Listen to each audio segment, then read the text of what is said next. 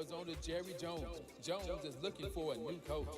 No debates, no speculation, just the info you need. That's your KBLA Sports Minute. I'm Ray Richardson on KBLA Talk 1580.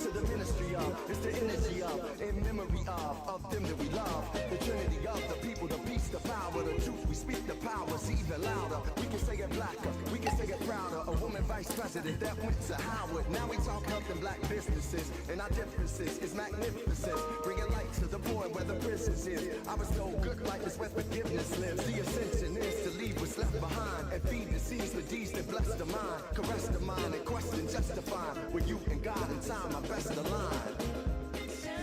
You are listening to A More Perfect Union on KBLA Talk 1580. I am your host and chief White House correspondent, Dr. Nicordelai Corte, in the flesh. And I'm in touch, and so you be in touch. Follow me on all the social media platforms at Dr. Nicordelai. That's DRNIIQ. Just type in Dr. NIQ, and there I am, fresh for you to follow. Also, be sure to download the KBLA app to listen to us live or on demand, or simply tell Alexa to play KBLA Talk 1580, and there we are for your listening pleasure. Also, subscribe to a More Perfect Union podcast powered by KBLA Talk 1580. Did you know that KBLA is the only black-owned and operated talk station west of the Mississippi River? Yeah. I knew that, but in case you didn't know that, there you go, and pass it on. Just a few announcements before we get to the good, bad, and ugly headlines of the day. Free N95 masks are available now at all Los Angeles public libraries, LA recreation centers, and senior centers. And so be sure to get your free N95 mask at those locations. We know that the fire is contained in some areas, but still burning in other areas.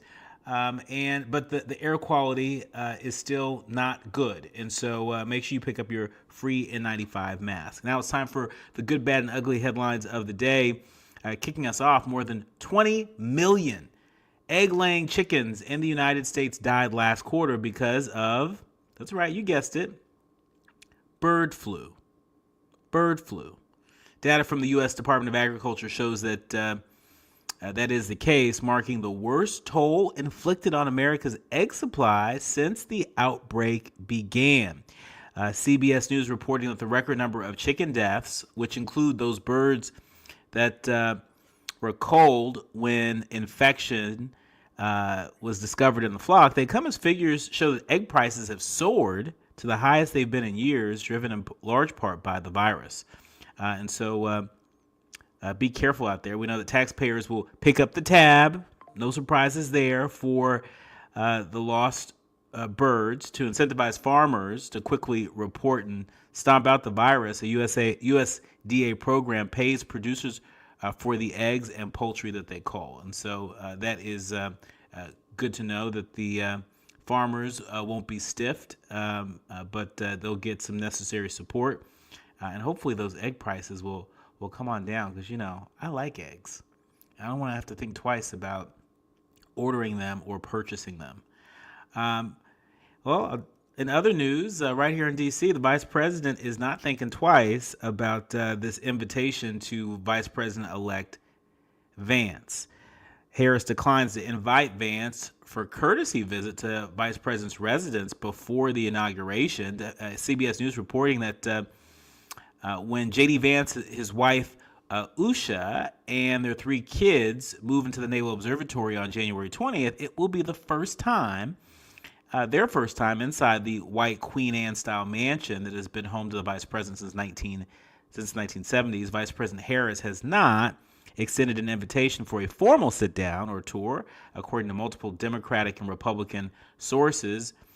In November, though, Usha Vance, via intermediaries, reached out to staff for the home's current occupants, Harris and Second Gentleman Doug Emhoff, seeking details, including what they would need to childproof. The questions were initially rebuffed by a Harris political appointee. That's what they say.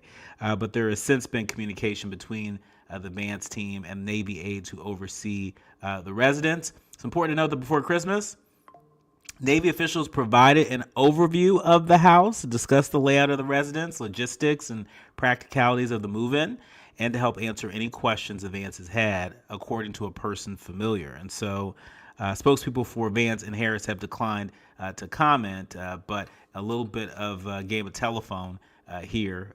But make no mistake, apparently no invitation had been extended. Moving along, Biden will remove Cuba from the list of state-sponsored terrorism. For everybody who's thinking that Biden's just sitting there twiddling his thumbs, not so much. President Biden will remove Cuba from a list of state sponsors of terrorism as a part of a deal that's expected to free protesters jailed during a sweeping 2021 crackdown on dissent by the communist government. Removing Cuba from the list would typically raise expectations of improved relations between Washington and Havana and renewed hope for economic investment in Cuba. But Mr. Biden's decision is only the latest in a series of conflicting U.S. approaches to Cuba by different administrations. And so for people that follow the news coming off of the island of Cuba, there's a little bit of news that's being made by President Biden. When we come forward, we have an action-packed show for you. We'll be talking with the LA Council President, the LA City Council President, Marquise Harris Dawson, is going to join us to give us a full update on things. And then a little bit later, we're going to be talking to the co-founders of the Black Veterans Project about today's testimony by Pete Hegseth, the nominee to lead the Defense Department. You are listening to and streaming A More Perfect Union on KBLA Talk 1580. More when we come forward. KBLA Talk 1580. We've got a lot to talk about. We gon' be alright. KBLA Talk 1580 is amplifying Black voices and spotlighting our untold stories. I'm Dominique DePrima. Join me Thursday from 6 to 9 a.m. as we broadcast live from the Altadena, Pasadena area. Due to the National Guard closing down this section, we will not be at Perry's Joint. Our new location is the Pasadena Church East Campus at 425 Sierra Madre Villa. We'll be covering the individuals and families impacted by the Altadena Eaton fire. Hear from community leaders and those who have suffered losses that must not be forgotten. So join us Thursday at the Pasadena Church East Campus at 425 Sierra Madre Villa. Together we can help them rebuild and recover. Together we are LA Strong, LA United. With your friends at KBLA Talk 1580.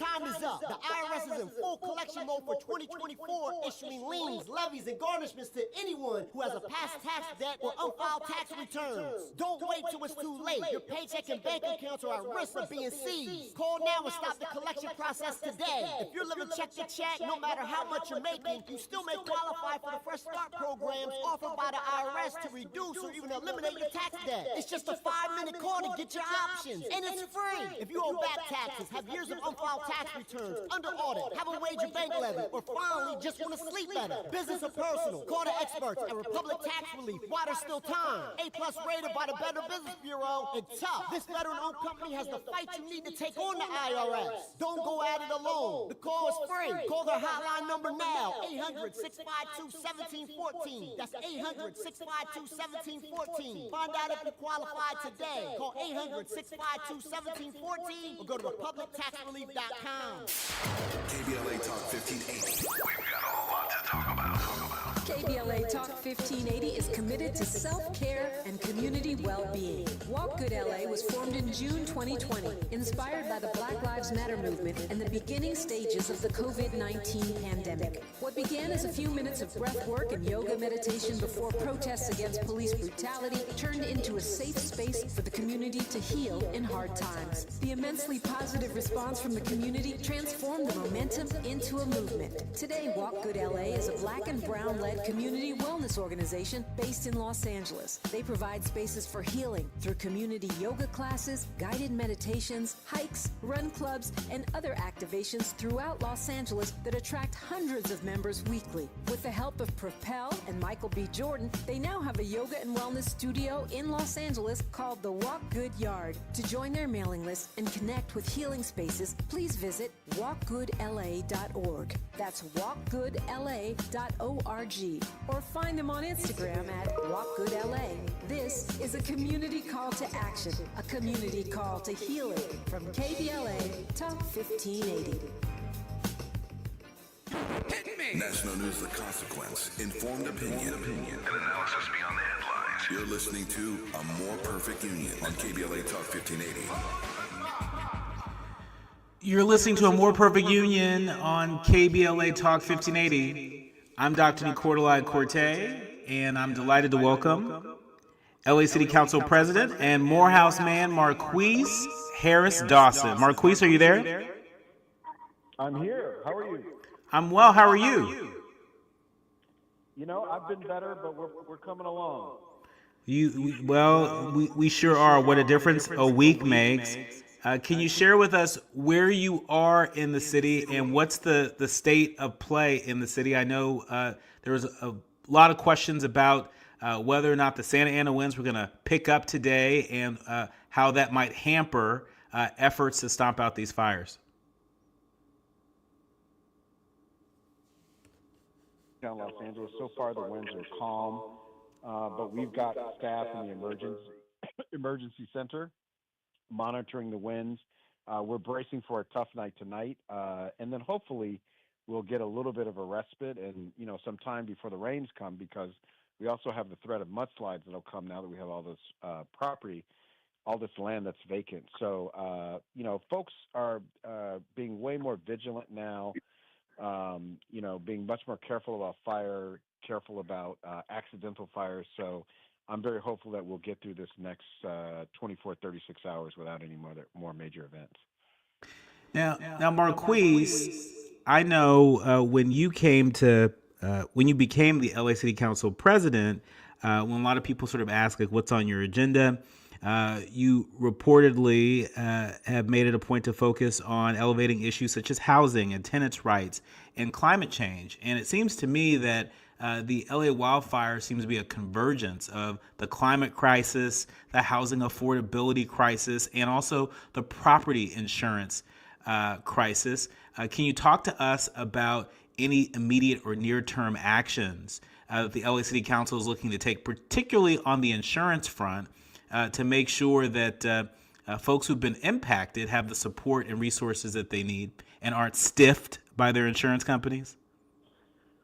Well, the City Council passed a number of motions today, some of them around tenant protections, certainly ones around rent gouging, which is already a terrible and shameful problem that we have. You can go on Zillow and see where someone raised the price of an available apartment the day of the fire, and then doubled it the day after the fire, and then tripled it on the third day. So that's a law enforcement thing, and the city attorney's office is looking at that, and the council is also looking at increased penalties for that. We're looking at tenant protections as well. But to your point, as the firefighters have told us over and over again, when Mother Nature decides to take over, it's going to expose all your weaknesses. And so those places that we have problems, like you rightly point out, those problems all got a lot more intense after this past week. And speaking of, problems that got really intense, I mean, the New York Times, reported that before taking office, LA Mayor Karen Bass said that she wouldn't go abroad and has gone abroad. I thought that headline was a little misleading. because when she's gone abroad, it's always been city related. Traveling to France for the Olympics, for example, a number of trips to Washington, D.C., some of which were with LA City Council members to lobby for additional federal resources, traveling to Sacramento to do the same. Travel's always been a part of the job of the LA mayor. Why do you think folks are singling Mayor Bass out on this? Well, I think a handful of right-wing billionaires use this as an opportunity to to score some political points, which I think is quickly backfiring on all of them. And unfortunately, the New York Times picked up some of that. I mean, that same New York Times that printed that misleading headline, I would go so far as to say it's a lie. She never said she would never leave the country. There was a big picture of her in the paper when she was in France accepting the flag. And there was no mention then about her never traveling overseas. In fact, such a claim would have been ridiculous. And so, I just think it's taking a pot shot at the city when they're down. But, all that does is make Los Angeles that much stronger, and it makes us remember that much more. And we'll remember what happened to the New York Yankees in the World Series against the Dodgers, and I think their paper might still be smarting from that, and so they decide to throw rocks at our mayor when we're down. It's very sad, unfortunate, and false. Marquise, while we are clearing things up related to the mayor and this wildfire, I mean, I'm just blown away at how much focus has been pulled away from folks impacted by these wildfires, businesses impacted by these wildfires, and how sort of hyper political the emergency response has become so quickly. I know that when the mayor was in Ghana at the invitation of President Biden, representing our country for the inauguration of the Ghanaian president, you served as the acting mayor. And I think not enough people know that you were in pretty regular contact with Mayor Bass while she was abroad, to the extent that she was attending, briefings that you were a part of, almost in real time, as this crisis was unfolding. Can you dispel some of the rumors related to, Mayor Bass sort of, being away and, what some people want to say, sort of, out and away from the chain of command? Well, yeah, I mean, it is true that Mayor Bass was on a trip, that she went at the request of the Biden administration. It's important to note that, Karen didn't just go to Ghana because she likes Ghana. Los Angeles has the second largest population of Ghanaians outside Ghana. So that's the reason. We also have the Olympics coming, and so we need to do work in different parts of the world to make sure that goes well. That said, this whole business of acting mayor is a little bit of a relic, from a time when technology didn't exist like it does now. Mayor Bass was on a military plane, so she said full access to Zoom with people, to talk with people on the phone, to FaceTime, all the rest of it. And so all of the action in the city, the mayor was involved in, even though she was in transit, obviously trying to get back as fast as she could, once it became clear that this was going to be a problem for LA, which early in the week that had not been the projection. So, I think again, I think some people who were angry and emotional and all the rest decided to use it as an opportunity to take pot shots because they haven't been able to beat her any other way. But I think the people of Los Angeles know the truth. They know who Karen Bass is, and they will continue to see that as we rebuild. She is a stand-up leader and will continue to be a stand-up leader for us. And Council President Harris Gossman, I'm aware that the LA Times owner has said that endorsing Karen Bass was a mistake due to incompetence. Fox News, Newsweek, a lot of sources are reporting that LA Times owner Dr. Patrick Soon-Shiong is turning down.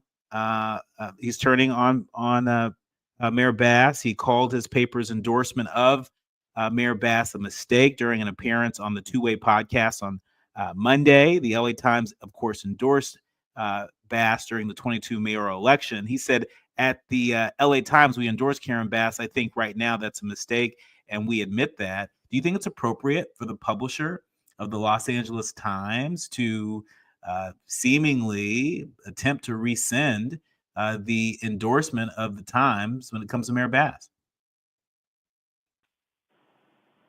Well, this is a publisher whose editorial board has completely abandoned him. They left in disgust after he blocked their endorsement of Kamala Harris earlier in 2024, and so the leadership of that publication seems to be becoming a bit unhinged. And the writers that work there will tell you that. Certainly, the editorial board that has departed will work that. From our point of view and many people's point of view, he and Elon Musk are South African billionaires who have immigrated to Los Angeles, and they, because of their wealth, they play an outsized role in public life here. But the actual editorial board, which no publisher is a member of the editorial board, by the way, in any real paper, the editorial board, made a resolute choice of Karen Bass. And again, I suspect going forward, we'll see what the LA Times does, or if they even have an editorial board. Mr. Council President, at this hour, NBC News is reporting that Southern California Edison has been accused in a lawsuit of failing to prevent the Eaton fire. 2 lawsuits filed on Monday against Southern California Edison allege that the utility failed to de-energize its power equipment and clear brush where a blaze sparked near Pasadena. One in a cascade of wildfires currently burning in LA, driven by strong winds. What do you know at this hour about these lawsuits, and what's the potential that the city of Los Angeles may join in these lawsuits if they follow the facts and the facts take them to that place?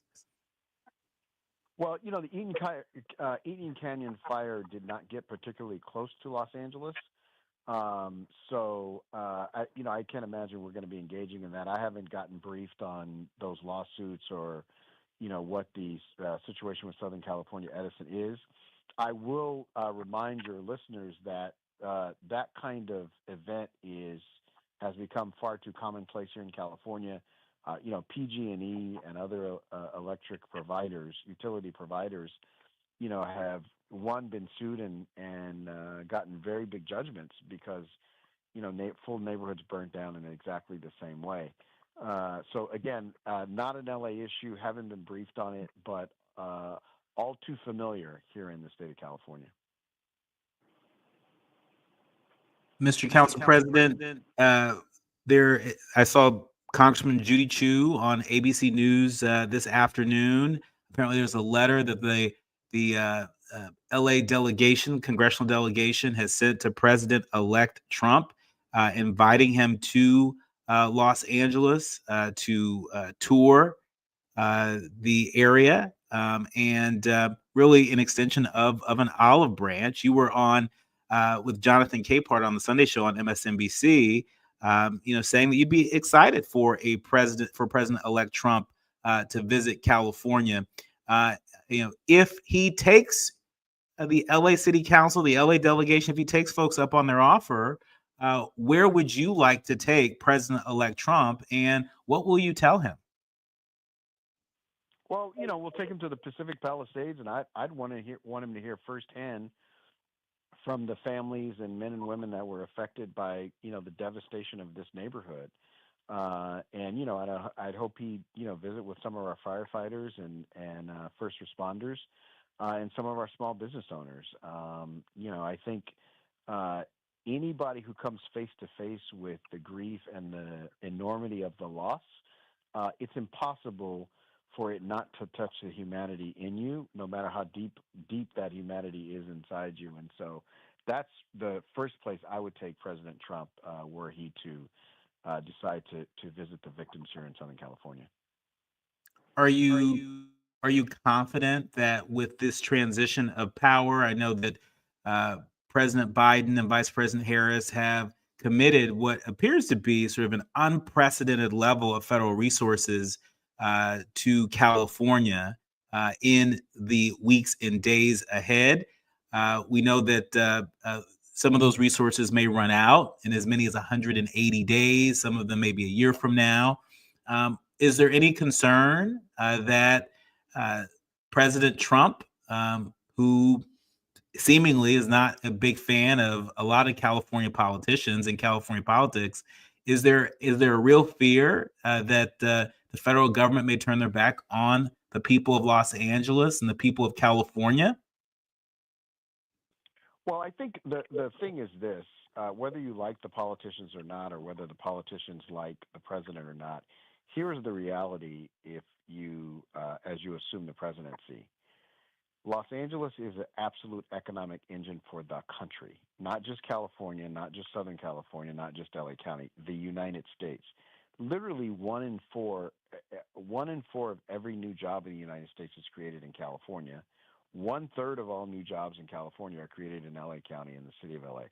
So no matter how you feel about the individuals who have won elections here, you have to understand the importance of Los Angeles to the overall national economy, and what a drag it would put on the national economy for Los Angeles to mire in the wake of this, to be mired in the wake of this disaster. And so I think Trump and his advisors will do the right thing and do what they can to put Los Angeles in the best position to be successful. And hopefully there isn't too much attention to scoring points against your political opponent. Our thanks to Los Angeles City Council President Marquise Harris Dawson. Thank you for your leadership, and please come back again soon. When we come forward, Richard Brookshire and Kyle Bibby, the co-founders of the Black Veterans Project, will join us to talk about today's Senate confirmation hearing of Pete Hegseth. That's right, Fox News's host Pete Hegseth was in the Senate hearing room today seeking confirmation to become our next Secretary of Defense. We are going to go beyond the headlines and get their hot take on that and more. You are listening to and streaming A More Perfect Union on KBLA Talk 1580 in afternoon drive time. More when we come forward.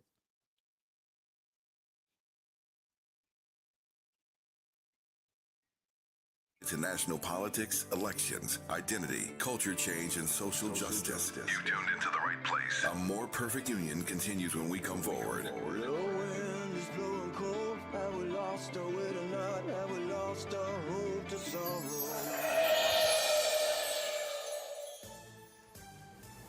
I'm Amber Payton with 4 Things You Should Know with BIN News. President Biden announced a one-time $770 payment for residents affected by the LA wildfires through FEMA's Serious Needs Assistance Program. Joined by Vice President Harris and FEMA officials, he addressed the rising death toll, with Governor Newsom warning it could climb further. Black New York City Mayor Eric Adams is dismissing a poll showing former Governor Andrew Cuomo leading him by 20 points as the favorite future leader of the city, according to Politico. A rally at Allentown City Hall in Pennsylvania is demanding an FBI hate crime investigation after a black employee found a noose on their desk. Protesters also called for action against workplace racism and a reopened discrimination probe. And this Monday is a fee-free day at National Park Service sites in celebration of Martin Luther King Jr. Day. That means all National Park Service sites will be free to visit. The next fee-free day is April 19th, the first day of the National Park Week. I'm Amber Payton on the Black Information Network, your home for Black News First. Mid-City on the 10, eastbound slowing from the 405 all the way to the 5 in Boyle Heights. Let's look at the 5 northbound. This is getting out of Burbank. Delays leaving Buena Vista. You're on the brakes and stretches all the way to the 210. The 14 in Santa Clarita crowding up from the 5 all the way to Soledad Canyon Road. Southbound's doing okay through that same stretch. 101 in Calabasas, southbound slowing from Las Virgenes in stretches to the 170, 134 split. Slowing ahead in Hollywood from Sunset Boulevard into downtown Los Angeles. Your local Staples has Hey, Richard. super low prices throughout the store. I didn't mean to startle you. And right now at Staples, save up to $175 off your print order. Exclusion I'm good. You're on the wrong link. I'm putting a link in the chat. You're in the wrong room. The Easy Rewards program at Staples. It's okay. So if you and Kyle could use this link and join me on the other side, we're on commercial. for another impressive 3 more performance minutes. by the Rams Monday night in the NFL playoffs. Okay, thank you. They dominated Minnesota with a 27-9 win in Glendale, Arizona. The Rams defense was lit. A playoff record 9 sacks, an interception, and a strip sack fumble that turned into a 57-yard touchdown for rookie defensive end Jared Verse. The Rams play at Philadelphia Sunday at noon. The Lakers, playing their first game in 6 days, lost at home to San Antonio 126-102. Before the game, the Lakers made an $8 million pledge to relief efforts in the battle against the wildfires in LA County. The Clippers beat Miami 109-98. Fans entering the Intuit Dome in Inglewood were given towels with the words LA Strong. Keep your radar up on this situation. Colorado football coach Deion Sanders confirmed that he had a conversation Monday with Dallas Cowboys owner Jerry Jones. Jones is looking for a new coach. No debates, no speculation, just the info you need. That's your KBLA Sports Minute. I'm Ray Richardson on KBLA Talk 1580.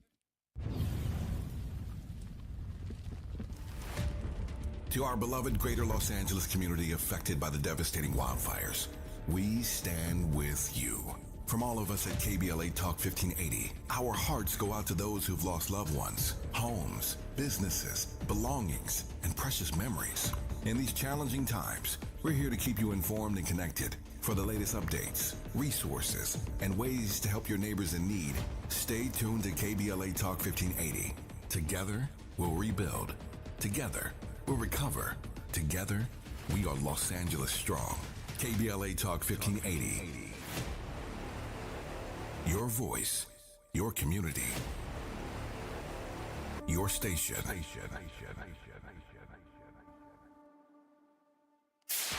KBLA Talk 1580. We've got a lot to talk about. KBLA Talk 1580, connecting you with services and solutions. The Autopsy Initiative provides a second autopsy free of charge for victims' families who have lost their loved ones due to a police-related death. The services offered through the initiative include the completion of a second autopsy, disclosure of preliminary findings, and a final autopsy report.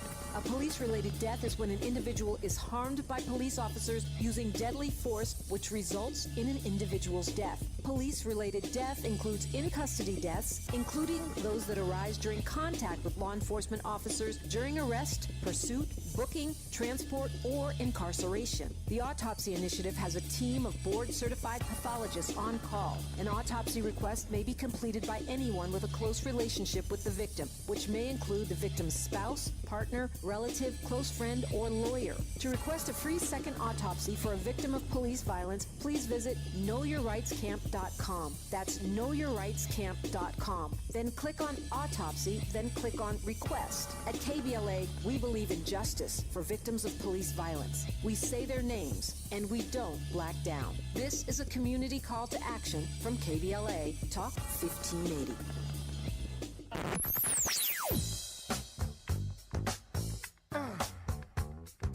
This is KBLA Talk 1580. Talk radio. That's music to your ears. We're unapologetically progressive. KBLA Talk 1580.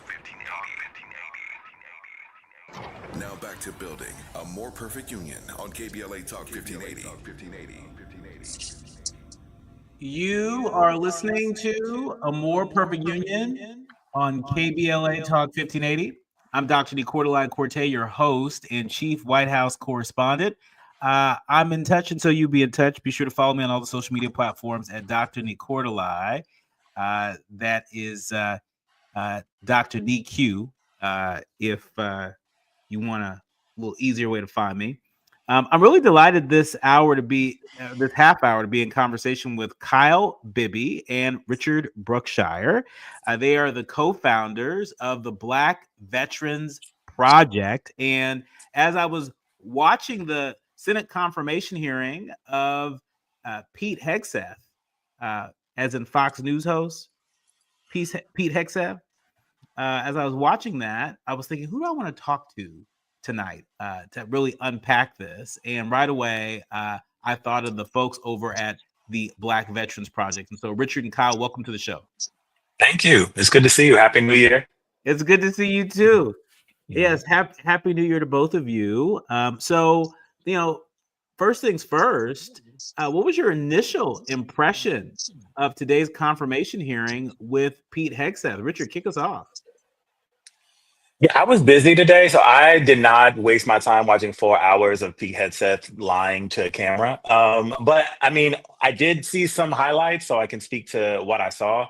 But I do feel like I have a good impression of who he is as a person, and and what he's espoused over the course of the last few months. I think has been deeply alarming. The mandate that he's thinking about putting forward for the Department of Defense is quite literally scary. I mean, he's talking about everything from the deconstruction of diversity, equity, and inclusion initiatives, many of which have been in place since the 1970s, to the dismantling of affirmative action, to the rolling back of basic renamings. It's scary stuff. Kyle, I know, watched a little bit more, so he can speak to that.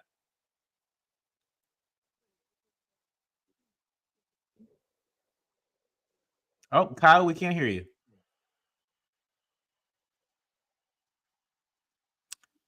And as soon as we get audio from Kyle, we'll get Kyle's take on it. But while we're waiting for Kyle to join us, Richard, there's a lot of fireworks. There's a lot of fireworks today. There are a number of folks that were expecting for there to be fireworks.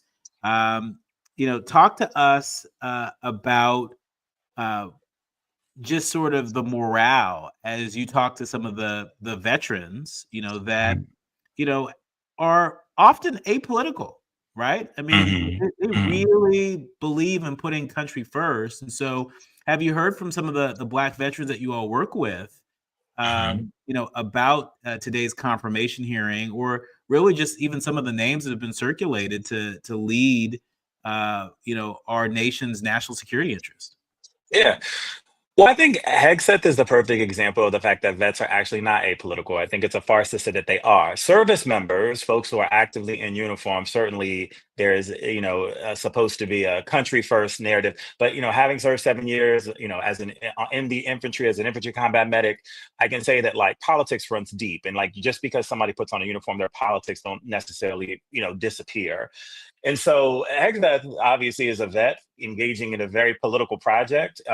There's no mystery as to why this administration is choosing a former news host, somebody who has essentially been a talking head for right-wing propaganda for years to lead the Department of Defense. That's not absolving him of his service, of which he served in really high esteem, or his educational pedigree. But when you talk about leading the Department of Defense, an apparatus that, quite frankly, when you talk about the military, we are running an empire. And I think we need to talk in real honest terms about what that means. And Hegseth is kind of scorched earth in some sense. He believes in kind of a very aggressive posturing that I think will not make Americans safer. And when I talk about with other Black vets about disappointment, a lot of folks are mystified. One, when the kinds of talking points that the right has used to speak against General Lloyd Austin, who's in the current SecDef, right, who in part because of affirmative action in the 1970s was able to attend a school like West Point and through merit work his way up to leading the greatest military in the world, right, that they can so easily dismiss his 40, 50 years of service. But somebody like Hegseth they can tout as overly qualified when he's not led anything larger than a platoon or a company of men in battle. I think it's laughable, but it's also indicative of the not only the double standard that often the right employs, but just a troubling new era that I think we're entering with this administration. And speaking of troubling new era, Democrats grilled Hegseth about his comments on women in the military, an allegation of sexual assault, and claims of excessive drinking and other workplace misconduct. Hegseth denied the assault allegation, in which he was not charged. It's important to mention that. And he called the other misconduct claims anonymous smears. What really caught my attention was an exchange that he had with Senator Schmidt, where they were talking about DI and equality versus equity. And he was really being praised as being a disruptor to the establishment. really so many things that I think are antithetical to the mission of the Black Veterans Project. And so I really wanted to, sort of get your take on sort of the changing of the tide, if we want to call it that, when it comes to any consciousness around racial justice. We ain't got to call it DEI. We can call it whatever you want to call it, right? I call it justice, right? And it was very interesting, almost ahistorical, how at one time, basically referred to the U.S. military as being sort of like the least racist, agency in the federal government. I grew up in the San Francisco Bay Area. I'm well aware of the Port Chicago mutiny. And there are so many other stories. We don't have enough time on air to get into them, but, this was the military, was once legally segregated, right? And so the idea that the next Secretary of Defense for the United States is going in there thinking that the military, the U.S. military, does not have to have any consciousness around racial justice or any kind of justice. What do you make of that? I think to your point, like it's revisionist, it's dangerous. I think that it is ahistorical to your point. I think it's also with Hegseth's kind of framing around race is like it's a lot of gaslighting because I mean if the DoD is leading when it comes to race relations, that says a lot about the country because it's failing in many respects when it comes to honoring not only Black vets who served because of the inequities that have been able to fester for decades when it comes to Veterans Affairs, but under the Department of Defense, which is obviously the role that he's going for, you have a diminutive number of folks at the military academies that he's seeking to gut. He's trying to train officers to completely be devoid of any historical context with respect to like our country's racial politics, which is to me counterintuitive. And they also, I saw someone tweeting, and he may have stated it at the hearing, but again, I did not want to waste my time watching him espouse the things that he's already espoused for months. So all I knew he was going to get up there and in his Fox News attire, essentially just read from scripts and that he's rehearsed over and over and over and stick to his talking points and deflect. And I was not going to about to nerve myself being wrapped up in that. But I think that when it comes to his opinions on race, they're clearly all very concerning. They're deeply concerning, and I think part of it is there's not enough of an outcry about what's happening, and so really happy to be on to talk about it.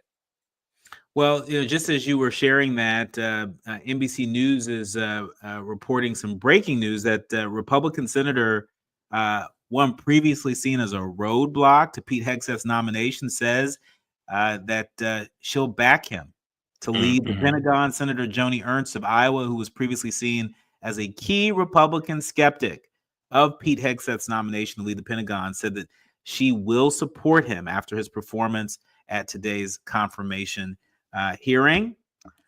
We're going to get Richard Brookshire's take on that. And also we're going to bring Kyle Bibby, his co-founder, into this conversation when we come forward. You are listening to and streaming A More Perfect Union on KBLA Talk 1580. This is A More Perfect Union in afternoon drive time.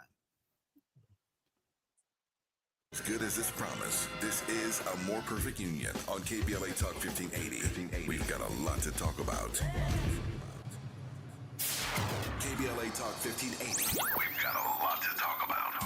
KBLA Talk 1580, connecting you with services and solutions. LA County's new Justice Care and Opportunities Department. Can you hear me? Testing. Is here to support justice involved individuals and their families. The JCOD Support Center is now taking calls at 1-833-LACJCOD. That's 1-833-522-5263. Available 7 days a week from 6 a.m. to 11 p.m. The Support Center is your one-stop one-stop shop for re-entry issues and court support. They offer court reminders, connections to local services, transportation assistance for housing, court appearances, and childcare. The JCOD hotline provides personalized help to connect you with services that you need. And don't forget to check out justiceconnect.org for more information. Remember, it's free and available every day at 1-833-522-5263. This is a community call to action from KBLA Talk 1580. Oh no, stomach issues again? Stomach issues? Who are you? Your pancreas. I could be the real reason for your diarrhea, gas, bloating, stomach pain, or loose oily stools. I thought it was my stomach. People often do, but any of these symptoms could mean having a condition called exocrine pancreatic insufficiency, or EPI. With EPI, the pancreas doesn't release enough enzymes to break down food, but EPI is manageable. Use the symptom checker on identifyepi.com and speak with your doctor. That's identifyepi.com. Sponsored by AbbVie. The new year brings new health goals and wealth goals. Protecting your identity is an important step. Your info is in endless places that could expose you to identity theft, leading to lost funds. LifeLock monitors millions of data points per second. If your identity is stolen, our restoration specialists will fix it, guaranteed, or your money back. Resolve to make identity health and wealth part of your New Year's goals with LifeLock. Save up to 40% your first year with promo code NEWS. Visit lifelock.com. Terms apply. The California Crusader newspaper would like to thank all of our subscribers for their support throughout the years, proudly serving the South Los Angeles and South Bay areas for more than 40 years. The California Crusader is a multicultural, black-owned, adjudicated newspaper that focuses on providing newsworthy information to the people in our community. We're constantly looking for ways to assist businesses in our community to connect with our subscribers. We provide low-cost, effective ways to promote your business with our reasonable and affordable advertising rates. You can participate by suggesting, sharing, and submitting your stories on the California Crusader newspaper Community Share Facebook group page, or visit our website at cal-cruise-news.com. That's calcruisenews.com. Then click on the Submit Now button located on the top right corner of the homepage, or text CCN to 42828. Again, text CCN to 42828. The California Crusader newspaper, working together to build a better community for our future. Subscribe today. We face tragedy, but we don't fall into despair. We continue our work to build a more perfect union. You are listening to and streaming A More Perfect Union on KBLA Talk 1580. I'm Dr. Nicordelai Corte, really delighted to be in conversation with two incredible leaders on the front lines. I'm talking about Richard Brookshire. He is the co-founder of the Black Veterans Project. He's along with his other co-founder, Kyle Bibby, who's also a Naval Academy graduate. Welcome back, gentlemen. So, Kyle, you just heard me share that breaking news that Senator Joni Ernst of Iowa, someone who is seen as a critical vote, dare I say a swing vote, in the nomination of Pete Hegseth, has announced that she's going to support him. She was pleased with his performance in today's Senate hearing room. What do you make of that? Well, I mean, you know, a lot of these nomination processes are, and this isn't to, you know, I don't know the senator that well, but a lot of it is theater. You know, a lot of these senators, they come into these nomination hearings already knowing when they're going to make their decision and how they're going to make their decision. Their withholding of whether or not they're going to make an announcement is sometimes a little bit of political theater to continue to present themselves as someone who's being deliberate about the choices put in front of them. But I think we all need to remember what it was like from 2016 to 2020 when Donald Trump was in office, how he has very much a control over the Republican Party. And I think that, to be frank, a lot of these senators, they made their decision the day that Donald Trump doubled down on keeping that nominee in the running for this position as Secretary of Defense, despite the myriad of issues and how manifestly unqualified he is. So, you know, I'm not surprised that, you know, now after what was, let's be frank, a pretty subpar confirmation hearing, he routinely demonstrated that he does not have the experiences, he does not have the knowledge base for one of the most serious jobs that exists in our government. And quite frankly, to have him put up in the first place is a bit of an insult to the institutions. But the fact that now after that subpar performance, these people are coming forth and saying, "Oh yes, I'll support him." It just doesn't ring very genuine to me, So I think ultimately we all who have kind of either worked in DC or dealt with this stuff before come into these things knowing that these counts are put up before oftentimes the person even sits in the chair for the confirmation hearing. So I'm not surprised that now the quote unquote holdouts will be delivering their vote anyway. There was an exchange that Pete Hegseth had with Senator Elizabeth Warren today that really illuminated what I see as a recurring storyline from not just the president-elect, but so many people that he's nominated is really sort of do as I say, not as I do. Pete Hegseth is supportive of preventing generals from serving in the military industry for 10 years after their service, but today refused to take the pledge that he is calling on generals to take. Richard, what do you make of this? Is this just, Yeah, I did see that. It's the pledge to not do business, I guess, with military contracting across the defense industrial base. I think that's one of the things that I think we have to be cognizant is that with the Department of Defense, we're not just talking about the folks that get in service and serve, but it's also like a huge industry of which Black folk are able to access less than 1% of, right? And he's not even wanting to sustain a promise that he's obviously wanting to enforce to not enrich himself past the fact, but he ultimately not only wants to make sure that he dismantles DEI, diversity, the supplier diversity, all the things that have been hard fought, hard earned over decades that are barely scratching the surface when you talk to equity to begin with. And then after the fact, he wants to position himself to essentially enrich himself. So he doesn't want to get himself on the record where he's going to say, yeah, of course, I'll take that same pledge, because he knows that what most of the folks that know, we are in the midst of an oligarch takeover, a billionaires and folks who are very much self-serving are being appointed to the most important positions in our country, to what Kyle was saying. But it goes far beyond just them wanting to enrich themselves. They also want to continue to strip opportunity, economic opportunity explicitly, of which the military provides for a handful, for a gross sum of Americans, strip that opportunity from many folks who've leveraged it or tried to break barriers within this very complex system. And speaking of stripping opportunity away, we know that the Black Veterans Project is in the business of creating more opportunity. Your mission is to lead a movement for racial inclusion and justice across the United States military, while ensuring that the welfare of all Black veterans, the welfare of all who have served, a very noble mission. How has your work become a bit more challenging, a bit more difficult, not just in light of the election of Donald Trump as our next president, but in light of what you heard in today's Senate confirmation hearing, Kyle? Well, I think, a bit of what Richard was talking about in terms of, the folks that are being chosen oftentimes to fill these roles, they're not serious about service. They're not serious about the institutions that they're being put in charge of.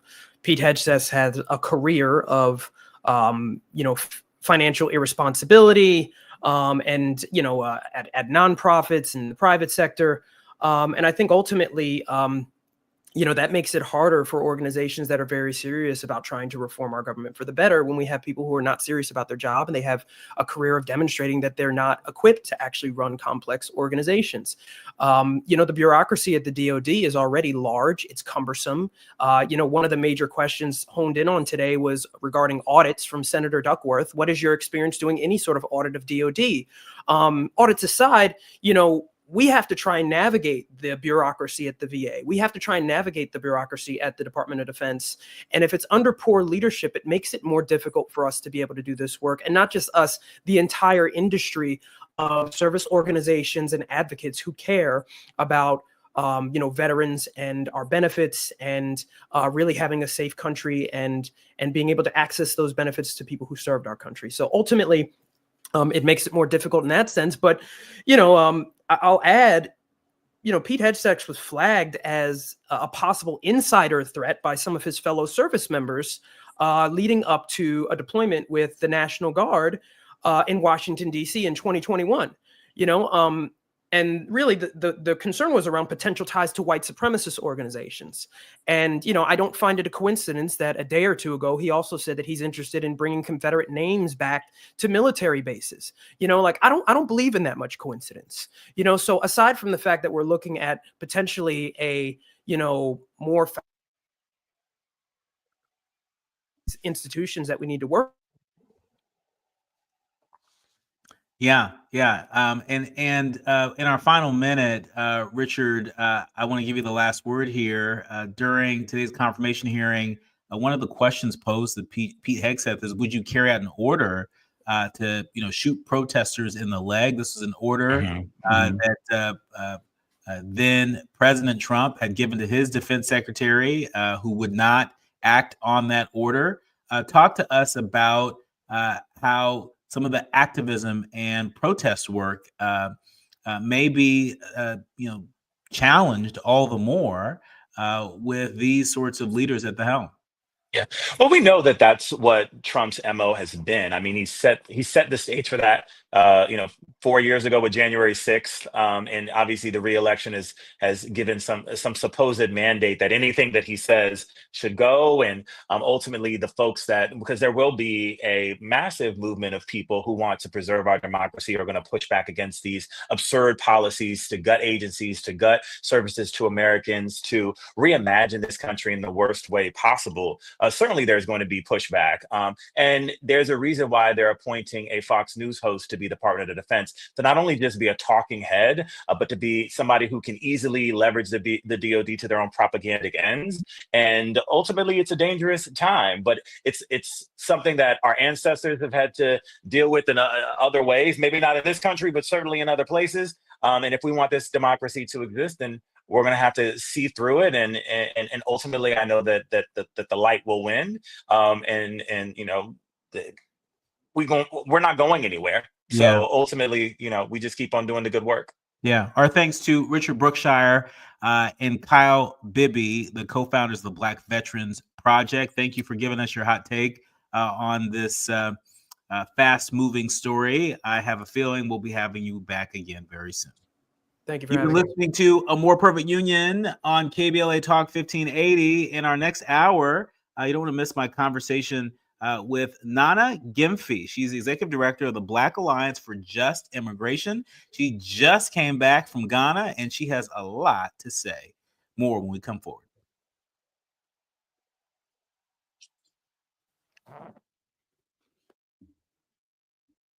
From BIN News. Authorities have made dozens of arrests linked to the Los Angeles wildfires. The LA County Sheriff's Office reported 39 arrests for crimes like burglary and curfew violations, while the LAPD arrested 14 for offenses including vandalism, DUI, and burglary. Vice President Kamala Harris has not invited J.D. Vance and his family to tour the Naval Observatory residence before their move-in on January 20th. This breaks a tradition previously disrupted during the Trump-Pence transition.